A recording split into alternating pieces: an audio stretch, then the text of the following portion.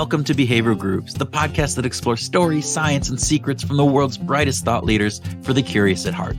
I'm Kurt Nelson. And I'm Tim Houlihan. We like to investigate the aspects of behavioral science that will improve your well-being, your relationships, and your organization by helping you find your groove. From best-selling authors to researchers, we share insights from the sharpest minds in psychology, behavioral economics, and neuroscience. You probably know that with more than 60 episodes each year, we read a lot of books. We like almost all of them, but we like them for different reasons. Our guest today has a book that we think is going to help introduce lots and lots of people to behavioral science in some really cool ways on a really important topic, your personal influence. Zoe Chance is a professor at the Yale School of Management, where she teaches a popular elective called Mastering Influence and Persuasion. Or, as it's known on campus, doing uncomfortable things that make you a better person. Yeah. Her research has been published in top academic journals, the Harvard Business Review and Psychology Today. And the reason she is with us in this episode is that she is the author of Influence Is Your Superpower, the science of winning hearts, sparking change, and making good things happen. And this wonderful book is being delivered by online shopping services everywhere starting this week. We talked to Zoe about her clever way of framing System 1 and System 2 thinking, how being influential isn't as hard as it appears, and about what she likes to call the magic question. So, Kurt, what would it take for you to tell me about the magic question? Hey, that's my line, Tim. And you'll just have to listen to hear Zoe talk about the incredible power of the magic question. But more importantly, we want to encourage listeners who have not gotten deep into behavioral science to check out Zoe's book. Influence Is Your Superpower is a great way to explore some foundations of behavioral science while at the same time getting a gentle nudge to advocate for the issues that you feel are important in the world, like yourself. Yeah, we encourage you to check out the book, but right now we want to say thank you for listening to Behavioral Grooves. And if you like it, please refer it to a friend or a colleague. We hear from people all the time who learned about Behavioral Grooves because someone shared it with them. In fact, you may have learned about it because someone recommended it to you. So please pass it on. Yes, pass it on. That is a fantastic way to influence others in a positive way, and we would greatly appreciate that. And with that, we encourage you to sit back and relax with a glass mixed of Gators and Judges and enjoy our conversation with Zoe Chance.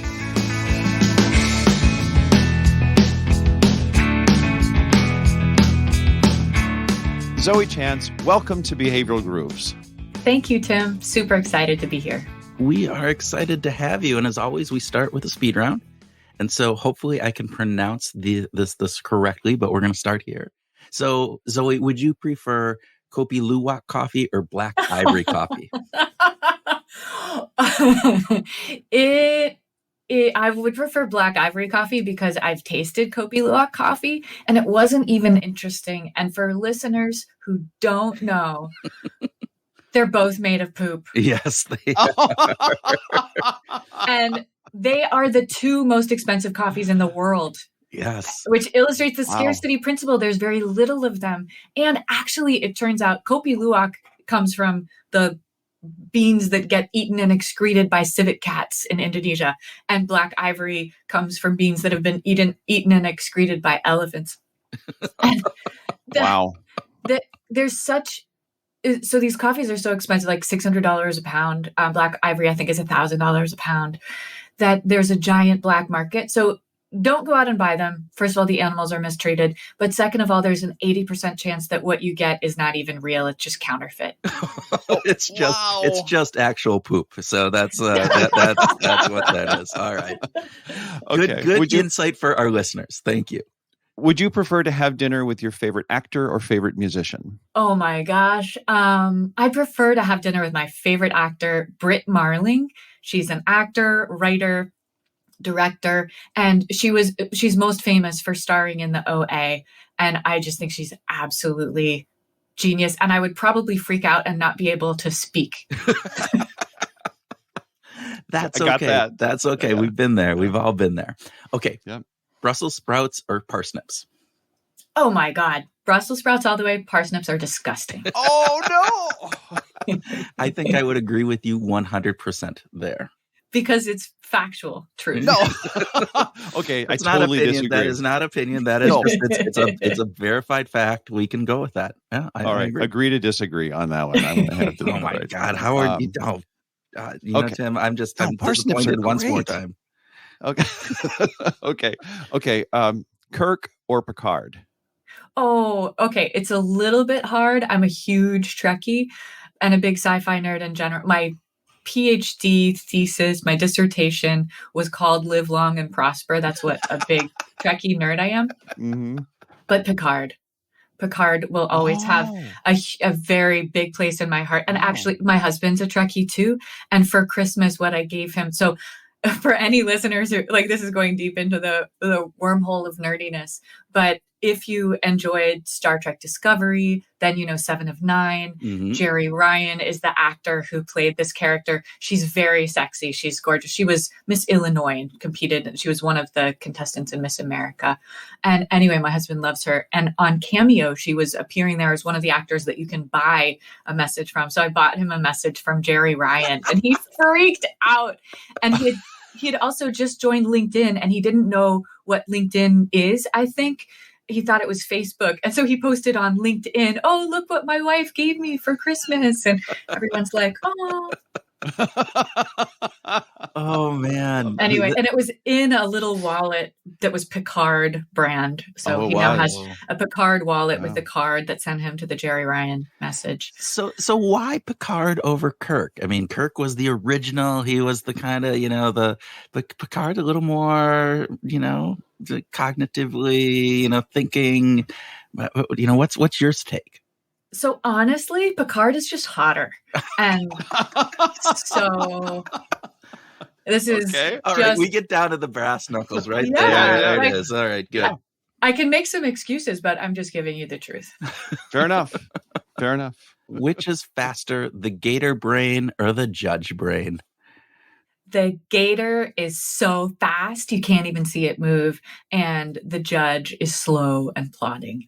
Okay, so these are your terms for System 1 and System 2. So this is where we get out of the speed round here. And most of our listeners are familiar with Kahneman and System 1, System 2. Tell us a little bit about where the judge and Gator brain analogy came from and why you're using that as opposed to kind of the System 1, System 2 component, the dual processing theory. Because you're teaching people how to apply behavioral economics and behavioral science, things like System 1 and System 2, that it's so easy to forget which is which. No. Type 1 error, Type 2 error. I still can't tell. Right. I never remember. Too. Yeah. Me too. So when you're teaching people System 1 and System 2, it's a very System 2 way of teaching and learning these things, and it requires conscious effort. But when you teach them an analogy, it doesn't matter what the analogy is. I pick Gator and Judge because I tell a little story about Gatorland, and then I share some research on judges. So that helps those terms stick. But just having a visual thing to imagine, and then I tell you the stories and the research around it helps. When I've taught you, imagine that this is a Gator, imagine that this is the judge. I'll tell anyone who comes to a workshop with me, don't go out into the world calling it the Gator and the judge, because it's System 1 and System 2. It's not Zoe's trying to change the names of these things. Yeah. But when I've taught you Gator and judge, then you never forget which is which. So who did you write the book for?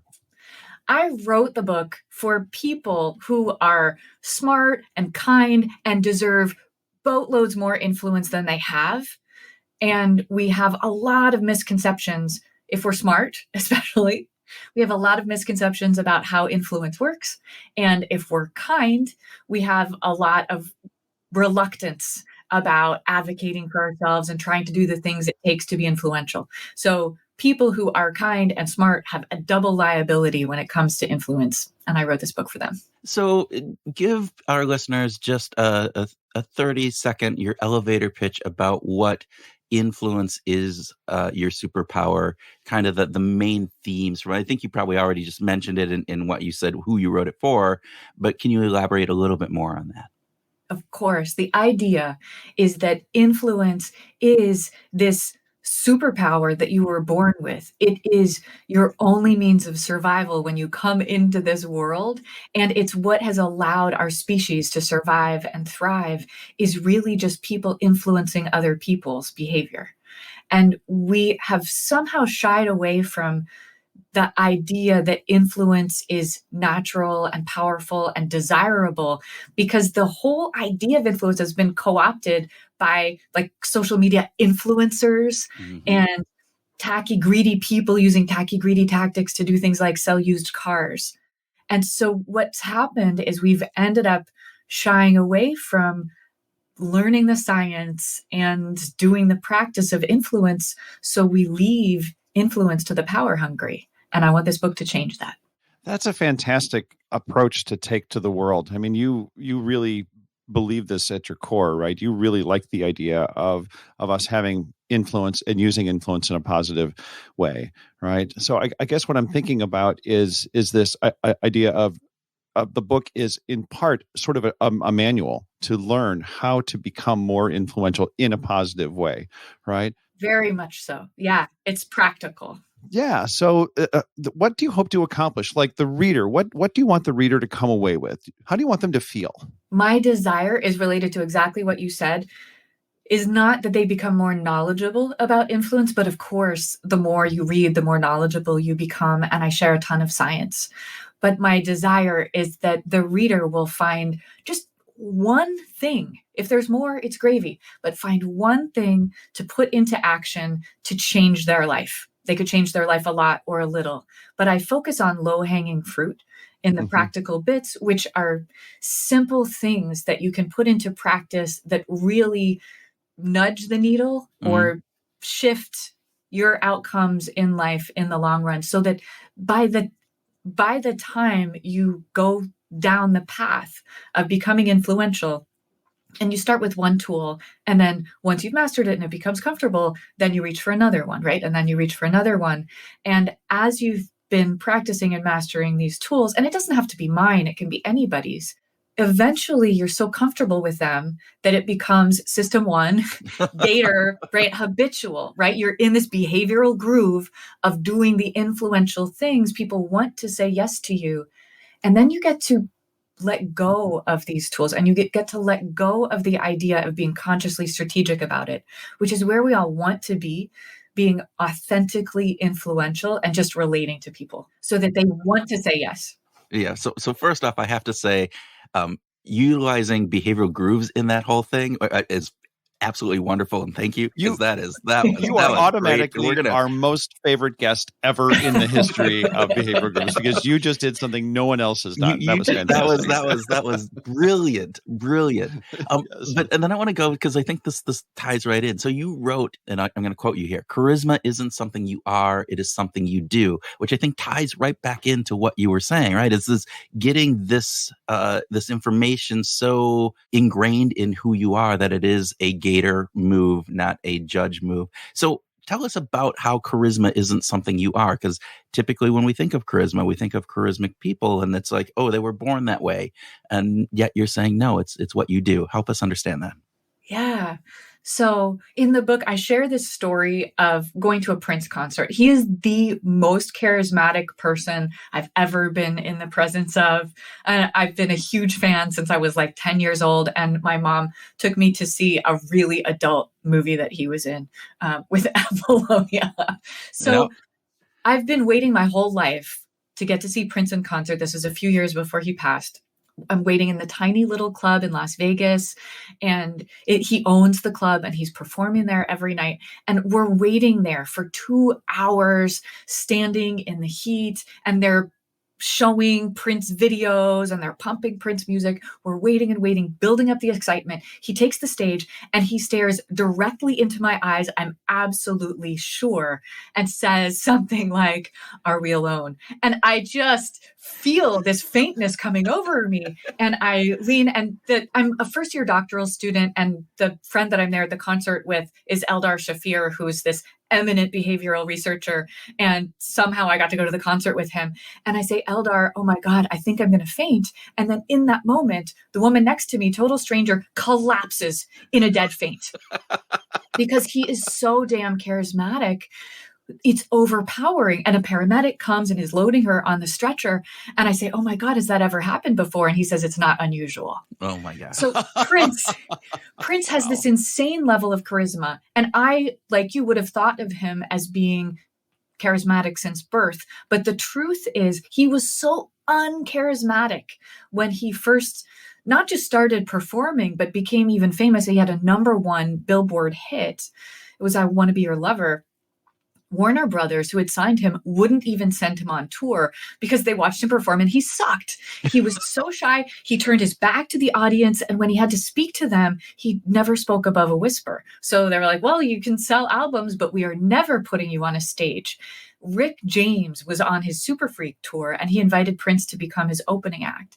And during Prince's time of touring with Rick James, he watched and he studied, he emulated Rick James and the way Rick James moved, spoke, talked, and especially how he interacted with the audience and focused his attention on the audience, which is the magic ingredient of charisma, which is something that you can turn on and turn off. You can learn it. And all the charismatic people that you know are not like that all the time. It's a behavior that they can turn on and off. And Olivia Fox Cabane in her book, The Charisma Myth, tells this story of Marilyn Monroe and how she becomes Marilyn, and she's talking to the journalist who's writing a profile of her. They meet in a bar and she's just this shy, quiet, pretty, but rather mousy person. And they ride the subway together in New York City where the car is packed with people and nobody pays any attention to her whatsoever. And they get out on the street and she says, do you want to see Marilyn? And she fluffs up her hair, adjusts her jacket, and then everyone swarms her. I love the Prince story. I'm sorry, Kurt. I just have to. You're going to music already. I know. There you go. Well, I had the opportunity to record a record at Paisley Park, and Prince was around all the time. And he is absolutely that. It is very conscious because person to person, very quiet, very shy, very subdued, very hardworking, very intense, right? But not huge. And this ability to turn it on and off, that was a moment for me to see, my gosh, this guy has this tremendous ability to flip the switch and just become this mega star when he's in front of a crowd.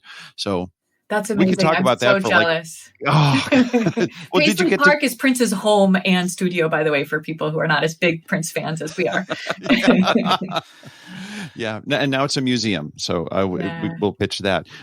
Let's get back. We have to get back to the book. God, I could just totally go down this. But one of the things about influence that I think is really interesting is that we tend to think of people don't want to be influenced by us, right? That they don't want. But you actually argue that there are times when people do, when they're open to being influenced by us. Can you talk about that a bit? It's a mixed bag, right? Because we do have this innate visceral resistance to somebody trying to get something from us.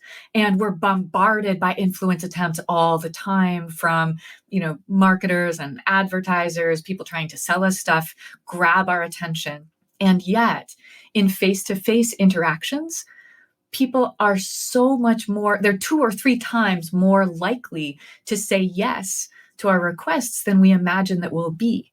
So we're miscalibrated about how willing other people are to say yes. And we also are miscalibrated about this natural resistance that they have. So we need to be doing more asking, but we need to be handling them gently without any pressure.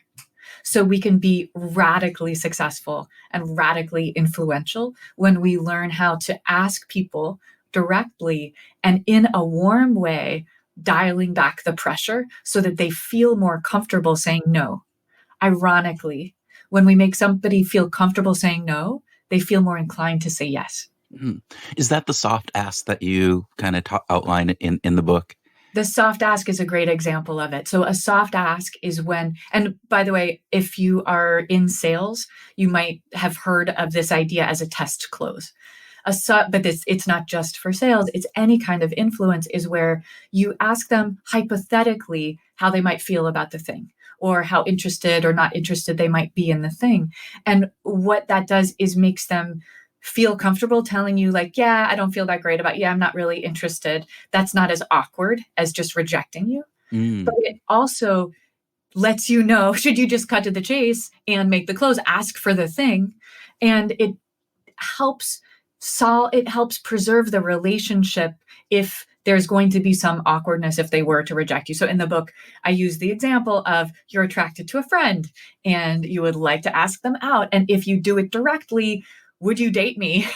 Would you go out to dinner? This is a romantic thing. I'll pick you up at 7. And they say no. It's really hard to be friends after that.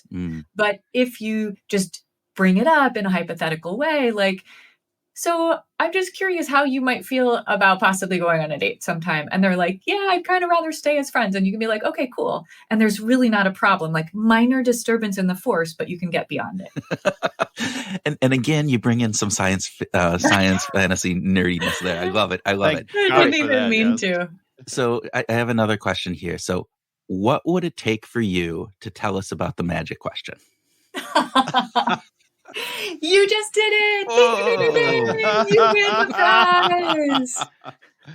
So, as Kurt clearly knows, and you've read the entire book, it seems, or at least done a very plausible imitation of reading the entire book. Thank you so much.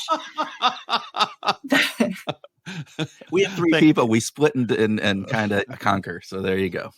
It's brilliant. The magic question is the favorite influence technique of a whole lot of students and executives and leaders that I teach because it is so damn easy. Ease is the most powerful influence on behavior, but making it easy for other people to do what you want isn't the easiest thing for you. Asking them the magic question is the easiest thing for you. And so we love it. And Kurt has already asked the magic question, but if you'll indulge me, I'll take a couple of minutes to share a story to help the magic question sink in. And to help people remember it, because your Gator brain retains stories so much better than just facts. This is a story that American feminist Gloria Steinem told when she came to my hometown of New Haven a few years ago. And she was talking about when she was focused on the problem of sex trafficking. And she was writing about it. She was speaking about it. She was an expert on this problem. She'd just been to a conference in Zambia. And after this conference, she goes to a village where 3 women had been sex trafficked in the previous year. And she's sitting down with the women of the village in a circle on a tarp in a barren field. And rather than giving them her advice as an expert, she asks them the magic question. She says, what would it take for those 3 young women not to have left the village in that way last year? And they tell her, an electric fence. She says, an electric fence? They say, when our corn reaches a certain height, the elephants come and they eat it and they trample it. And we have no food. We have no money to send our kids to school. And these women and their families, they were just desperate. So Gloria Steinem goes back home. She raises a few $1,000s. She sends this money to the women of the village who have promised that if they get the money for the fence, they're going to clear the field and build the fence. And they do. She visits them a few years later. And the way that she tells it, they're singing and dancing. I don't know if that's an exaggeration, but there's a bumper crop of corn and no young women have been sex trafficked since they got the electric fence. The magic question is, what would it take? And it's magic for a bunch of different reasons. The first one is that it's respectful. And this is a quality of all of the influence techniques that I teach. It feels comfortable on both sides. So when you're asking somebody, what would it take? You're not trying to pressure them into something, and you're shifting their mindset from resistance to influence, like we just talked about, to collaborative problem solving. And you're acknowledging that they're the expert on their situation and their problems or obstacles. Like in this case, Gloria Steinem or you or I could have thought for 100 years about the solution to the sex trafficking problem, and we never would have known it was an elephant problem. So we never would have thought of an electric fence. And magically, you get this roadmap to success that is typically much simpler and less onerous than what you would have expected or what you would have been willing to do. And you don't have to trust me. You just have to experiment on that to find that that's true. And then one of the most important parts of this is the least obvious, which is that when someone gives you that roadmap and tells you what it would take, they've implicitly committed to supporting the outcome. And so my read of the story of the elephants and the electric fence is that it wasn't the electric fence on its own that prevented sex trafficking in that village. It's the women of the village who had committed to protecting their friends and their neighbors from sex trafficking when they asked for the fence. So once they got the fence, they would make sure that nobody's falling into sex trafficking anymore from that village. I kind of love this. Thank you. That was a great explanation. And I love that sometimes solutions to problems aren't always so obvious. That our motivations are way more complex than just stop the, more laws, we just need more laws, stop the sex traffickers themselves, that kind of thing. We need all of that too, but yes. Yes. Right. Yeah. It's and it doesn't need to be either or. Right. We need the policies and we need the behavior changes. Yeah, I just love that. It reminds me of a conversation we had yesterday with someone about climate change and how to reduce people's dependency on eating meat products. And he said, some people are going to stop eating beef because of climate change. They'll actually kind of make that connection, but other people might just stop because they like the idea of a more plant-based diet, or maybe they just get sick when they eat beef. There's a whole bunch of different motivations that we don't always have to appeal. And, and forgive me, I'm just thinking about the climate change stuff. Can I just mention, I hope this is okay, but we understand that half of the profits from your book are going to support climate change. Is that correct? Yeah. Half of my profits as the author. Random House does whatever they want with their own profits. Okay. We might try to influence them, but there we go. Yeah. At this point, great. Thank you. But, they pay me the advance. And so they're essentially supporting people who are working on climate change. Yeah. My view of influence is that as you become a more influential person, your prize is that you get to work on bigger and bigger problems. And so I'm super fortunate. I get to have work that I love. I teach the class that I've invented that I absolutely love. I get to write a book about exactly what I want and have a great advance from the biggest publishing company in the world, even hire a wonderful team of people to work for me. And I don't actually need this money to live on because I'm already set. And so I said, what's the best thing that I can do with my extra resources? And everyone, I believe we all need to take care of ourselves and our families first so that we are in a better situation to be generous and do the things that we want to do and affect the changes we want. And when we're taken care of, let's work on the biggest problems that we can. And so I believe that the climate crisis is the existential crisis of our generation.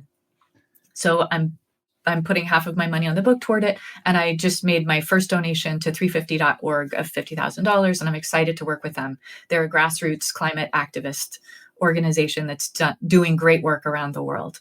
And the people who are working on the climate crisis are people I am really excited to connect with. And so is it selfish? Maybe kind of. I'm excited to have the book be out there and have me be connecting to a lot of the people working on this crisis. Like in a few weeks, I'll be speaking to the United Nations Green Climate Fund, which is the biggest green climate funding body in the entire world, and doing a bunch of other stuff with climate activists. Wow. Zoe, that is fantastic. That is just an absolutely wonderful thing. And I think you bring up a really interesting point with that. It's this idea that the more influential you get, you get to work on bigger problems that are more meaningful, that have a larger opportunity to make a difference in the world. And that, I think that is really telling. And I think that's really wonderful as you think about that.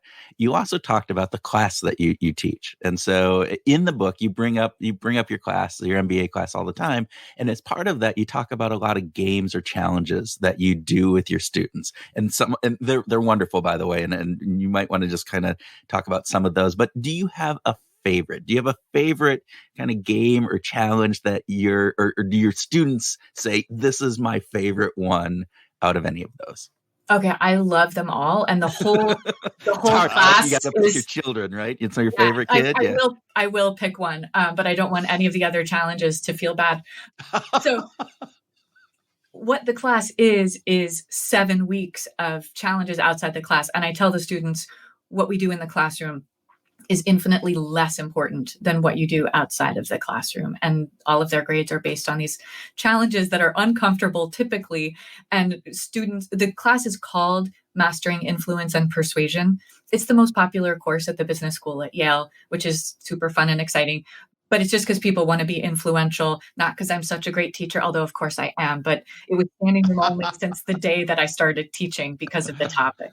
But they call the class doing uncomfortable things that make you a better person. And one of the uncomfortable things that they do early on is a rejection challenge. And it's trying to get rejected. And what this does, this is Aikido influence with yourself. So it's flipping a switch in your brain that says rejection is failure to say rejection is success. So that does something weird and cool inside your mind, and it helps you build resilience and confidence to continue going out and doing this. And that the idea of getting rejected on small things to help you be confident and resilient when you ask about big things and get rejected on big things comes from the research on stress inoculation. And it's animal research and human research finding that the way that we build resilience and confidence is by putting ourselves under stress. So we do small stresses to be able to handle the big stresses. And what I challenge my students to do is replicate one of Jia Zhang's 100 days of rejection challenges he made for himself. And I write about him in the book. He's become a friend of mine because one of my students for his rejection challenge reached out to Jia himself to say, hey, could I write a guest post for your blog? And Jia was like, sure, I'm busy, go ahead. And Jia and I don't think I even mentioned in the book, we've ended up doing research together on rejection, and he's one of my favorite people on earth. But for your listeners, if you want just one tiny sample of Jia, this is one of my favorite things on the internet, is his day 3 rejection challenge when he goes to a Krispy Kreme donut shop in Austin, Texas, and he asks them to make Olympic ring donuts. It's during the Olympics. It's absolutely hilarious. And one of the reasons that my students love this, and I love Jia, is that he's not this just iconically charismatic, slick, outgoing, influential person. He's somebody who is shy, kind, relatable, a tiny bit socially awkward. He's from China. He has an accent. He doesn't speak English perfectly. A lot of my students are Asian. A lot of my students are from China. But I think all of us who don't feel eminently confident are much more inspired by somebody who's pushing himself outside his comfort zone. And that's why he's doing these rejection challenges. Oh, that's great. So there are 100 of them. There's a whole library, and they're super fun. One of the ones that I really liked was the bigger and better. And again, you want to talk a little bit about that one just Sure. real quick? This is the most glamorous one. And that's the other one that I was thinking, should it be that? So for listeners, for you, I think the most exciting thing to do is the rejection challenge. But for inspiration, definitely the most exciting one is the bigger and better challenge. And this is where you start with something tiny, like it could be a paperclip or a penny or a stamp, whatever. And you just trade it up with anyone on earth who's willing to trade with you for something bigger and better. And you trade that for something bigger and better and bigger and better. And you do it as many times as you want. And in the world so I didn't invent this game. It's been around since the 50s, but we play this game early on in class to challenge some of the implicit assumptions that we have about influence. And one of those deep assumptions is that polite people or nice people shouldn't be asking for more than we can reciprocate. Norms of reciprocation are so strong, right? So because you have to get something bigger and better than what you're offering, that challenges that assumption that you have. And also what you realize is that through this game, other people don't need to always have you be instantaneously paying them back, or maybe not even paying them back ever. And there are a lot of us who are happy to play this kind of game with you. Like, I'm happy to give you something more than what you're offering me if you approach me with warmth and enthusiasm and you seem like a nice person. So these two students who absolutely blew my mind, who played this game, played it for 4 days. They made 10 trades. They started with a paperclip and they ended up between a Monday and Thursday, they ended up with a car. Yeah. They got a car from a car dealership here in New Haven. And then these two students, one of them didn't have a driver's license and the other one was moving to Manhattan. They didn't even need the car. They were just challenging themselves to do something crazy and exciting. And they donated this car to a refugee family and a mom from Afghanistan who'd been commuting 2 hours a day each way to work on the bus. So just beautiful, inspirational. And to me, this also illustrates, as we become more influential and the more influence we have, don't think of this as just being, what can I get from myself? Because that's a playing small sort of mindset. And what can I get? What can I do? What can I give? And what can we do together? And we can do far, far more together than we can if we just have this narrow mindset of being focused on what we can do for ourselves. I love that story. That is fantastic. To what degree does framing have to do with our ability to influence? I think about like the global warming versus climate change kind of framing. Yeah. For leaders, framing is the second simplest thing after magic question that you can put into practice and focus on. And great leaders and visionary leaders are unanimously talented at framing, choosing a perspective. So just a few words or a sound bite that give people a perspective for thinking about a problem or a situation that influences their expectations and even their experiences. And climate change, so global warming to climate change to climate crisis, is a great example of this power, where global warming was the initial frame that a NASA scientist had come up with to explain what was going on globally. But it didn't really resonate with most people's experience. First of all, because we couldn't feel it yet. We feel a lot more of it now than we did then. But second of all, a lot of places were colder and getting more snow and just more unpredictable. And it didn't feel like an emergency, right? Like global warming, okay. Climate change was the frame that Republicans focused on. Yeah. Frank Luntz, he's Yeah. a genius influencer. Yes. Maybe the biggest genius influencer in the United States, with framing in particular. And he has this dial testing mechanism that tests system one responses to language. People will be listening to a message or watching a video, and they're just dialing a little dial, right for yes or good, left for no or bad. And after you get some practice with it, it just becomes habitual. So you're not thinking about it. There's no conscious thought at all. And so it's partly the machine that's this genius influence apparatus. And he was testing what frame could we use that would have people feel not worried about and not interested in the climate crisis. And so climate change this is how climate change became the dominant explanation. It was more accurate than global warming. So it was better in this way. It was also good for Republicans who didn't want people to worry about it. And they had a lot of donations coming from companies like oil companies that needed us to not worry about the climate crisis. So it's very strategic. With President George W. Bush, shift to climate change. And then in 2018, Al Gore's organization was the big global push behind, let's shift this framing to climate crisis. Mm-hmm. And there was neuropsychological testing going into this, brain scans and things like this, finding that both Republicans and Democrats in the United States, where it's so politicized, in other parts of the world, you guys know, I'm sure, it's not so politicized. It's just a crisis. Yeah. We all know it's a crisis. Yeah. It's like the pandemic. It's not politicized in all these other parts of the world. It's just a crisis. That's right. But we've done a very good job of making sure that it is political. Yeah. So climate crisis is more worrisome and more activating for people on both sides of the political divide.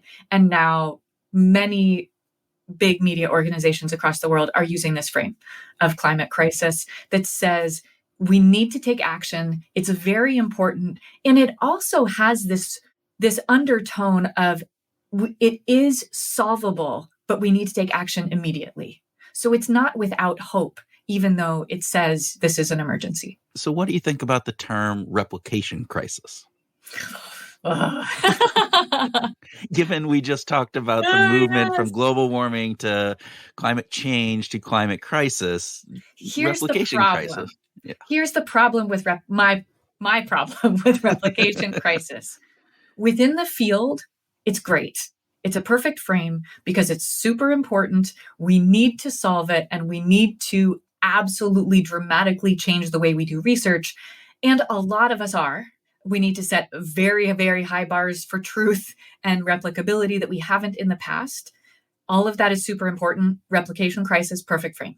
However, outside of the field, in the broader world, what happens with all the people who want to study and practice behavioral science, and then also organizations like NIH who are deciding whether to fund behavioral science proposals, see replication crisis and just say, especially when it's politicized, this debate over science, oh, well, you guys all suck and there's no real science behind it, so let's just wipe our hands of science altogether. And people in NIH and places like this are saying, wow, now that we see what's happened with the pandemic and all these people who aren't getting vaccinated, maybe we haven't been investing enough in behavioral science. I don't think that is the problem.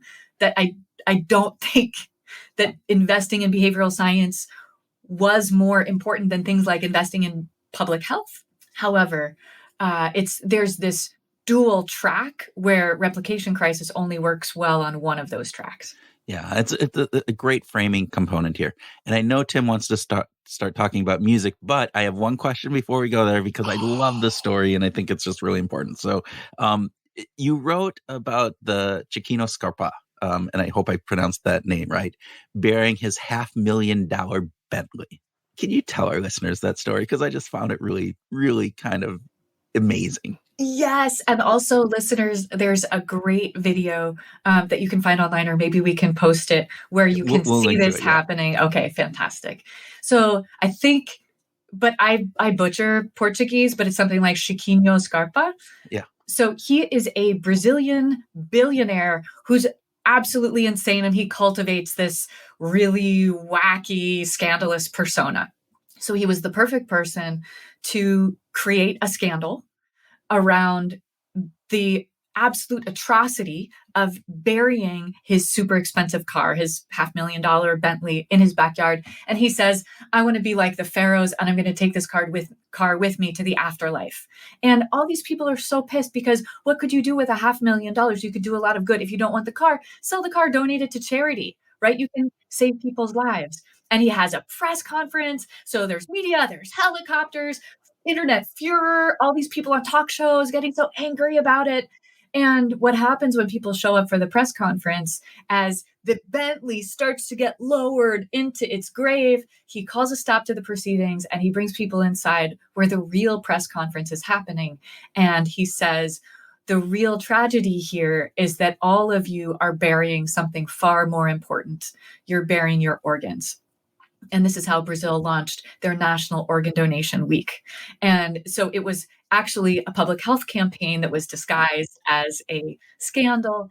And just in that 1 month, organ donation rates rose by, I think it was 35%. Yeah. And he becomes a hero. And so it uses this powerful frame of burying something really, really important and potentially life-saving that he's doing as the villain. And he flips that to say, no, you're the villain. You're the one who's doing that. Oh, wow. There is no easy segue to get into the music question after this. You go back to Prince, man. Go back to Prince. Well, we are going to go back to Prince, but I am kind of caught up on this idea of just how cool it would be to go to a Prince concert with Eldar Shafir. First of all, I'm sorry, I'm still caught on that. But so tell us what's on your playlist. What are you listening to these days? Has your playlist evolved and changed in different ways through the pandemic? Yes, definitely. And I created a pandemic playlist at the beginning and Oh, you created, did. and Yeah. Kelly Leonard, who's the founder of Second City, he has Yep. a podcast too. I don't know if you guys know him. He Love him. shared his pandemic playlist with me. So I was playing mine and Kelly Leonard's pandemic playlists that were really sort of apocalyptic, humorous ones for a long time. But after getting to be around people again, what I was really happy about, and when I finally got to teach in the classroom again, is playing music before I start teaching a class or before I start teaching a workshop that is music from the places that the people in that room are from. So if I'm teaching MBA students, then I'm playing a very upbeat playlist that I update each year with advice from them of music from all over the world and the countries that they come from. And it, first of all, it's just really fun. Second of all, it helps cultivate this inclusive atmosphere where we're all welcome here. And then third of all, for each individual person who hears a song from their country, they have their Gator brain get activated and they know that this is for them. And my whole frame for my teaching has shifted from, I talk about in the book how it used to be teaching Jedi mind tricks. And then because of Danny Meyer, who's a famous restaurateur who came to Yale and talked about how we're all in the hospitality business, I shifted my frame for teaching to be hosting a party. And so this is me hosting a party. And when I'll teach groups of executives from other places, if you are from South Korea, I'm going to be playing the top 40 Korean playlist from Spotify. If you're, visiting from Mexico, I'm going to be playing a Mexican playlist. And the vibe that's created before I even start teaching is so comfortable and it's so fun. They feel welcome. I feel welcome. And we feel like we understand each other just from this tiny little tweak. So I encourage anyone who's in a position to be teaching, hosting, leading meetings with people from other places or other generations that you think about playing the music for them. I love the intentionality of that, right? The idea that you are purposefully looking and searching for those connections to the person, whether it be their geographical home or if it's, as you said, age, different elements of different genres, different things. It's so wonderful to be able to do that. And it does it. It kind of creates that immediate connection. And music, as much as I, deride Tim on us talking about music all the time, music does have a power that I think goes beyond other ways of touching to our emotions. And so I think what you just talked about is absolutely wonderful. And anybody, it doesn't even need to be in a big hosting thing. It can be in just like, hey, we're having people over. Let's figure out what they want to listen to, what's going to connect with them. Those are fantastic ideas. Yeah. Basically, if you want to influence someone, almost always you want them to feel good. And playing the music that they like is such an easy way to have them feel good. So simple. Okay. Last music question. I'm just curious, if you were forced to spend a year on a desert island alone, and for all the terrible things that might go along with that, what two artists' music would you bring with you? What musical artists would you tag along? Okay, I'm just going to bring two songs and play them over and over and over and over again. Wow. Not even two, just two songs. Yeah. Okay. I'm going to bring the two songs that I'm obsessed with right now. And one is Rasputin by Boney M. And this is a 70s disco song that got popular with Gen Z. And I get all my music from my daughter now. It's so just knowing that it's a disco song about Rasputin, how could that not be awesome? I'm hooked right away. Yeah, it's absolutely. Amazing. And the other song is from the show Money Heist. And everyone, if you haven't watched it yet, you absolutely have to. It's a global sensation, so much that there's a whole documentary about the phenomenon of Money Heist. It's a Spanish show. And their theme song is called Bella Ciao. It's an Italian folk song that is an anti-fascist anthem. And it's so good. I sing it all the time in the shower. No kidding. Okay. Oh, it must be good. I love being turned on to new music. I am not familiar with any disco songs about Rasputin ever. I don't think that there's a lineage around that. But that is fantastic. Zoe, thank you so much for being our guest today on Behavioral Grooves. Thank you so much, Tim. Thank you so much, Kurt. It's really a pleasure. I so enjoyed talking with you guys. Oh, thank you.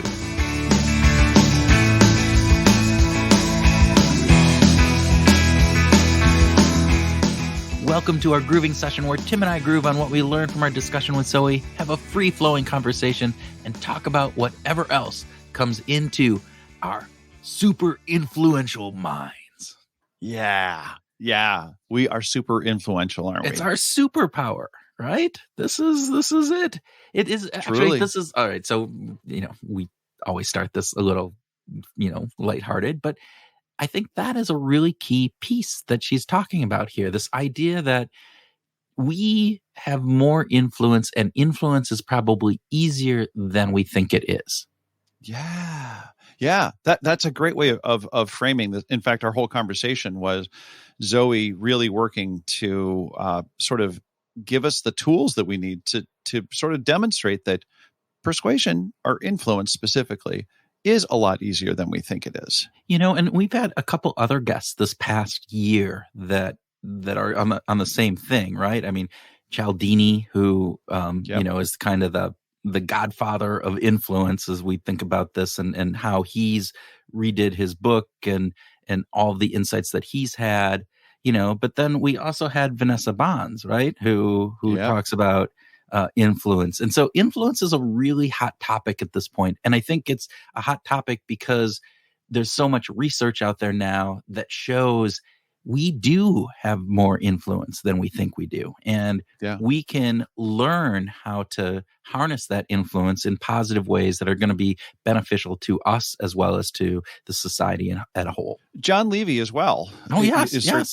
Certainly emphasized this. And I think that the cool thing that Zoe focuses on is that with some intentionality and some focus, you can build up these skills. And I love the Prince conversation, right? That talking about how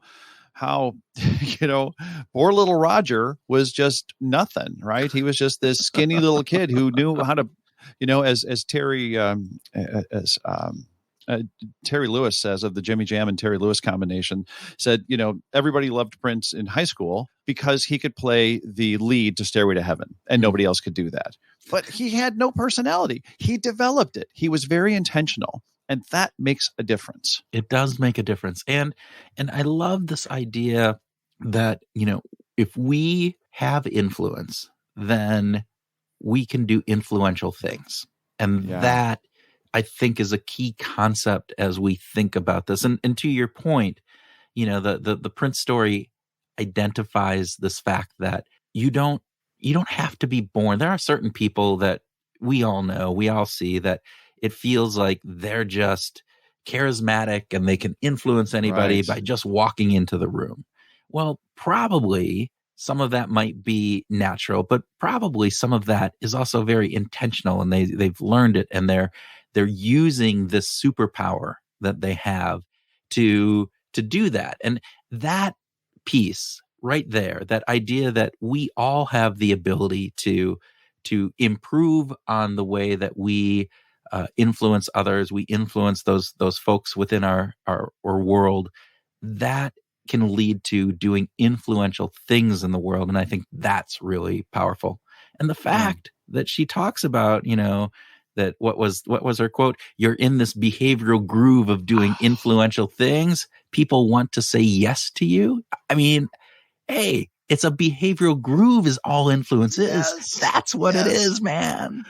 We've actually influenced somebody else to think about the world as a behavioral groove.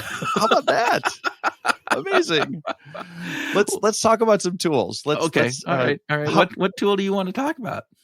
This idea of asking hypothetically, I thought was so good. It's like it takes us out of the realm of specificity, and it's like, then I have to answer for myself. But if we just start with this idea that, well, hypothetically speaking, could this happen, or would this make sense? It's a nice way of softening the exchange between the asker and the responder that I really liked. I just thought that was really cool. Well, and I like the idea too, because part of this is in context of people who may have a different opinion than you.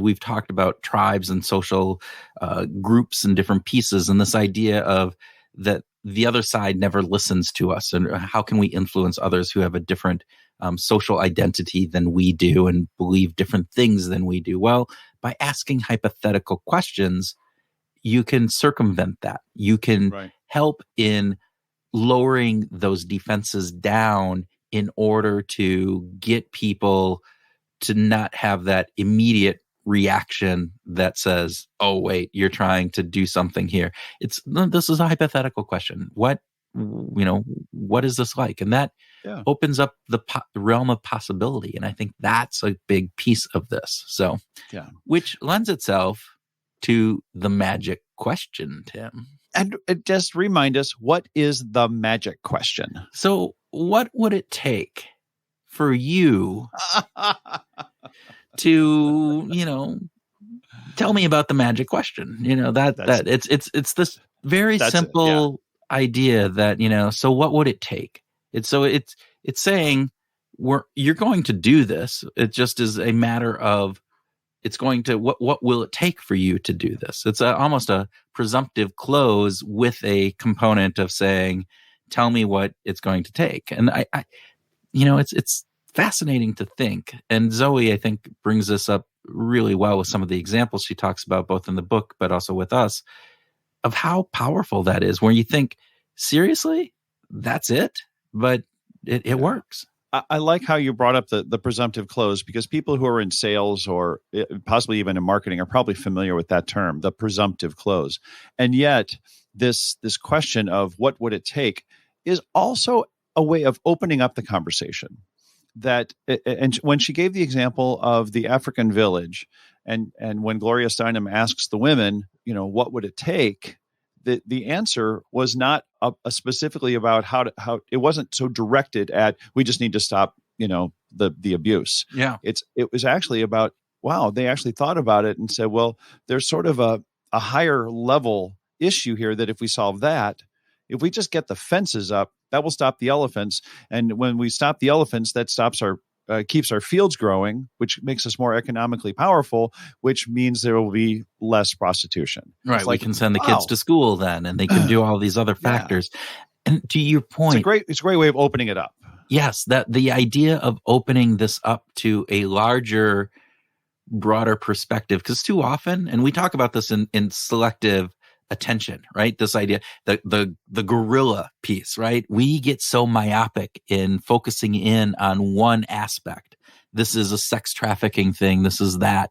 And by asking this magic question, you allow that field of view to open up to a much larger perspective and potentially come in with a different solution set that you would have never thought of if you would have kept that myopic view. So the second thing I wanted to talk about in these tools is the bigger and better challenge. That it's certainly taken to the extreme when you start with a paperclip and end up with a car. Oh, that's pretty cool. That's dramatic. I told my kids that. I told my kids that though, and now they're plotting like, oh, how can I do that? I told them that story. I was like, oh yeah. Well, so I go, you guys aren't old enough for a car yet, so don't even try. But it's worth a try. I kind of like that actually. What I like about it more than that radical sort of hyperbolic example is that it says we don't always have to come to an exchange feeling like I have to have more than the other person in order for them to do. I have to be offering them more. You could actually offer them less as long as it's something that you both agree on is a fair exchange. And we kind of never know unless we ask. Yeah, I think the big piece there is that unless we ask, this idea that we too often put our own barriers up to those questions of asking for something. Well, they'll never do it because of this. They won't do it because of that. And this kind of allows that process to, we don't short circuit ourselves in advance. We allow the other person to either say yes or no. And that can be scary, but it also goes to show we hear yes a lot more than we think we hear yes. That is really a great reminder that we do hear yes a lot more than we hear no. And we have to pay attention to that. And it reminds me of Roy Baumeister saying, in an exchange, in a relationship, the relationship works better when there are 5 really good things happening in exchange for every one bad thing. That there needs to be this 5 or 6 to 1, the 4 to 1, or 4 to 1, yeah, 4 to 1 ratio. Yeah. So you got to kind of keep the big picture in mind. That occasionally there's going to be no's, but most of the time there's a lot of yeses. So let's dwell on the positive side. Well, and you think again, you go back into Vanessa Bonds. I mean, we are more likely to say yes than no because there's this element of wanting to keep a positive relationship with folks and various different things. And the other side of that is true. More people are going to want to say yes because they want to maintain a positive relationship if they feel like you're a good person and a worthy person. So this liking aspect is important, then it goes back to some of this piece about music, Tim, and making people feel good. I thought you might like that. Well, just quoting Zoe here, I think she said, if you want to influence someone, almost always you want them to feel good, and playing the music that they like is such an easy way to make them feel good. It's so intuitive. It's also incredibly it feels like it could be incredibly manipulative. No, but this, so you have to use this ethically. Yeah. But this idea that she picks out the music from the locations of the students in her class, going through that extra effort of just identifying who it is that you're working with and doing something personal. And we've talked about this from recognition to others. Mm-hmm. So if you're in a opportunity to interact with people, there is power in taking the extra time to just say, hey, what era did these guys grow up in? What region of the world did they grow up in? Is there some way we can find out what their musical tastes are and then bring that to the table? I think it's great. I had a good friend. I have a good friend, but many years ago, she was a very high performing sales rep. And she said that she got to know her top clients well enough so that when she went on vacation, she would buy them little gifts that were really closely associated with things that they liked, books or tapestries or candles or things like that. And it was really meaningful and ultimately influential to bring them something they liked. Mm-hmm. So just want to reinforce that. Well, I don't know, Kurt. I mean, that's reciprocity right there, but it's reciprocity with a much more meaningful component because it's idiosyncratic. My God, if I can say that would be great. But it's this idea that it's for that person. It is you've identified them, and that extra effort goes a long way. So, yeah. All right. Yeah. With that, Groovers, we come to the end of another discussion about applying behavioral science and behavioral insights to your life. We come away from our conversation with Zoe with a clear idea of how important it is to be intentional about building some muscle in the way that you influence your world. Yeah. Zoe really kind of helps us along the way. It's almost like she's giving us a bit of a tailwind, right? With some really simple and powerful tools like framing and asking hypothetical questions. And of course, asking the magic question. Mm-hmm. Yes, the magic question. I love that. So Tim, what would it take for you to teach me how to play guitar like Prince? Well, you would have to assume that I can play guitar like Prince in order to pass that along to you. Well, I think that's a stretch. Yeah, well, I think there's probably an impossibility of me ever being even play the guitar, but that's to play like Prince. Wow, that would be great. So I just thought I'd try the magical question with you, but maybe we could try the magical question with our audience. What would it take for you, our listeners, to share behavioral grooves with somebody that just send them a link? What would it take? What do you need from us? Let us know.